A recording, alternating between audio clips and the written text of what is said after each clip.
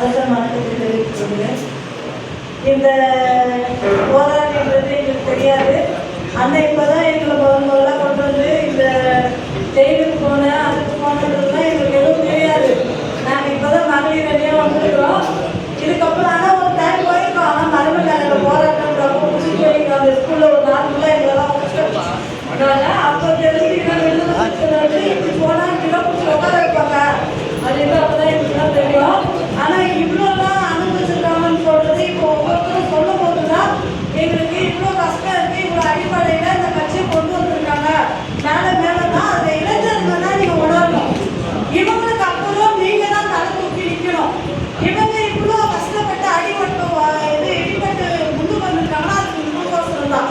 இதில் வந்து இளைஞர்கள் நீங்கள் மொத்த பேருமே ஒன்று கூடி ஒவ்வொரு ஊர்லேயும் ஒன்று கூடி நீங்கள் வந்து உங்களோட ஃப்ரெண்ட்ஸு கிட்ட சொல்லி இந்த கட்சியை வலுப்படுத்தணும்னு சொல்லிட்டு உங்கள்கிட்ட மிக தாழ்மையை கேட்டுக்கொள்ளும்.